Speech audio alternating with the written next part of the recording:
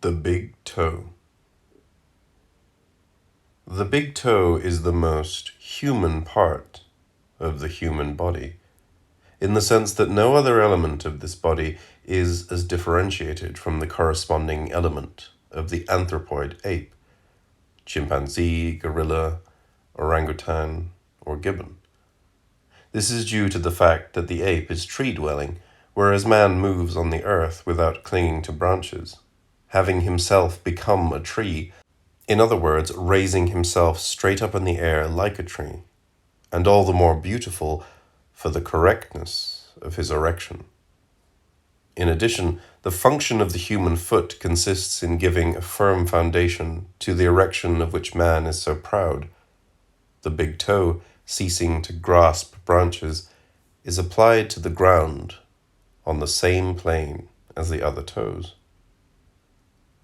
But whatever the role played in the erection by his foot, man, who has a light head, in other words, a head raised to the heavens and heavenly things, sees it as spit, on the pretext that he has this foot in the mud.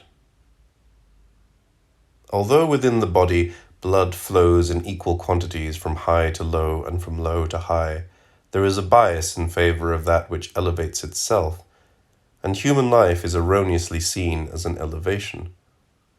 The division of the universe into subterranean hell and perfectly pure heaven is an indelible conception, mud and darkness being the principles of evil, as light and celestial space are the principles of good. With their feet in mud, but their heads more or less in light, men obstinately imagine a tide that will permanently elevate them, never to return, into pure space. Human life entails, in fact, the rage of seeing oneself as a back-and-forth movement, from refuse to the ideal, and from the ideal to refuse. A rage that is easily directed against an organ as base as the foot. The human foot is commonly subjected to grotesque tortures that deform it and make it rickety. In an imbecilic way, it is doomed to corns, calluses, and bunions, and if one takes into account turns of phrase that are only now disappearing, to the most nauseating filthiness.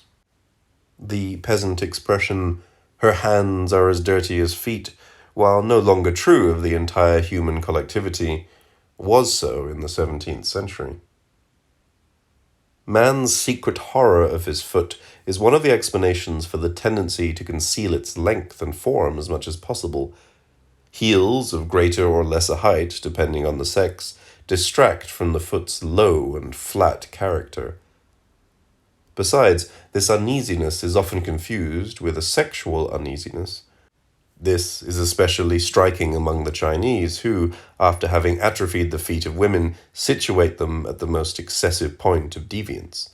The husband himself must not see the nude feet of his wife, and it is incorrect and immoral in general to look at the feet of women.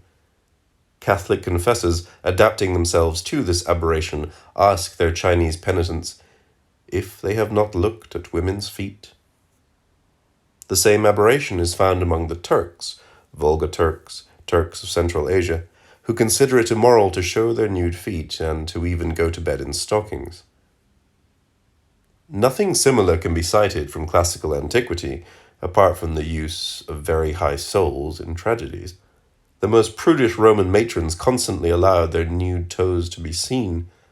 On the other hand, modesty concerning the feet developed excessively in the modern era and only started to disappear in the 19th century. Monsieur Salomon Reinach has studied this development in detail in the article entitled Pieds pudiques, modest feet, insisting on the role of Spain, where women's feet have been the object of the most dreaded anxiety, and thus were the cause of crimes. The simple fact of allowing the shod foot to be seen jutting out from under a skirt was regarded as indecent. Under no circumstances was it possible to touch the foot of a woman, this liberty being, with one exception, more grave than any other. Of course, the foot of the queen was the object of the most terrifying prohibition.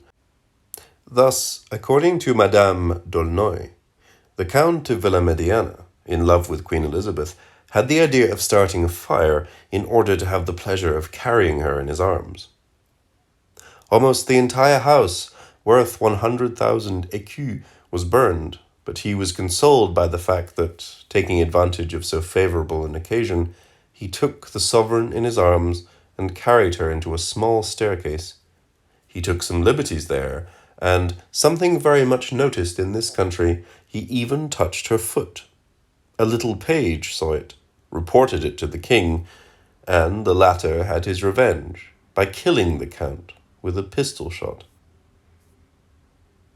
It is possible to see in these obsessions, as Monsieur Reinach does, a progressive refinement of modesty that little by little has been able to reach the calf, the ankle, and the foot.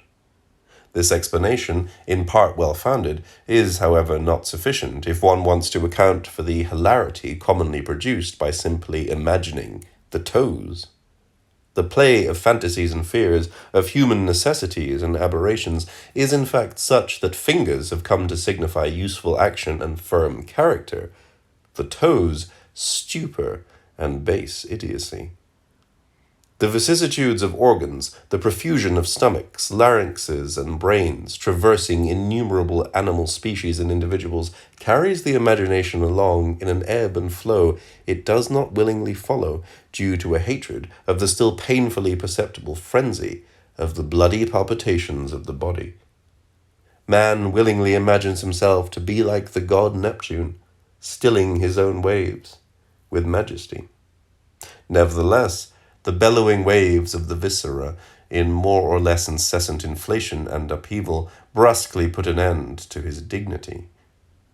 Blind, but tranquil and strangely despising his obscure baseness, a given person, ready to call to mind the grandeurs of human history, as when his glance ascends a monument testifying to the grandeur of his nation, is stopped in mid-flight by an atrocious pain in his big toe, because, though the most noble of animals, he nevertheless has corns on his feet.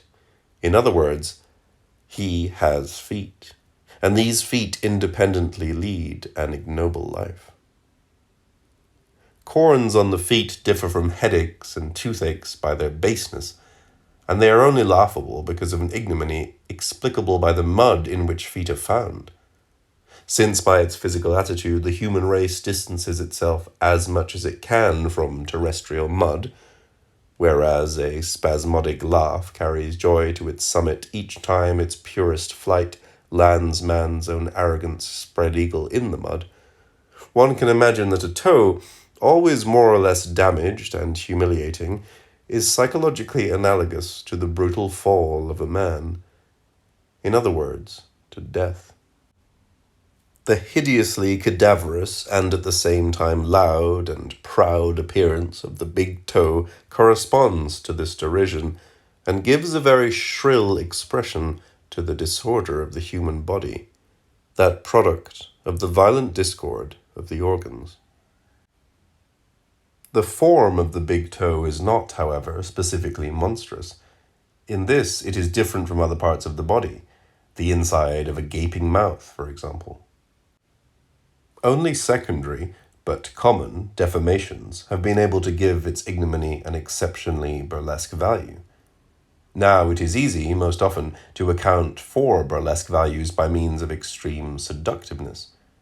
But we are led here to distinguish categorically two radically opposed kinds of seductiveness, whose habitual confusion entails the most absurd misunderstandings of language.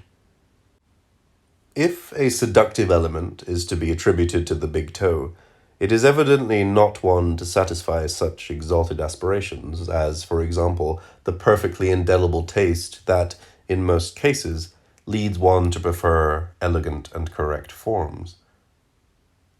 On the contrary, if one chooses, for example, the case of the Count of Villamediana, one can affirm that the pleasure he derived from touching the Queen's foot specifically derived from the ugliness and infection represented by the baseness of the foot, in practice by the most deformed feet.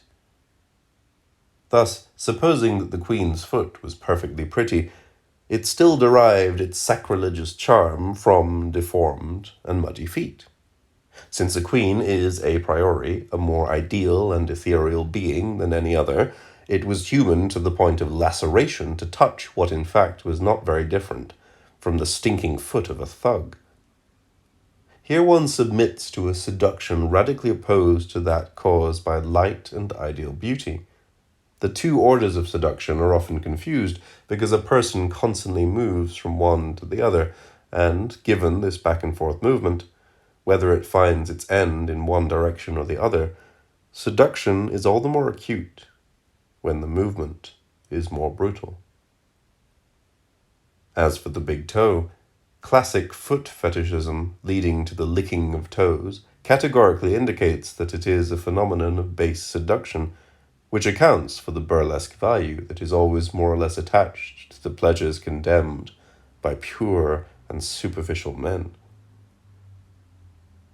The meaning of this article lies in its insistence on a direct and explicit questioning of seductiveness, without taking into account poetic concoctions that are, ultimately, nothing but a diversion. Most human beings are naturally feeble and can only abandon themselves to their instincts when in a poetic haze. A return to reality does not imply any new acceptances, but means that one is seduced in a base manner, without transpositions, and to the point of screaming, opening his eyes wide. Opening them wide, then, before a big toe.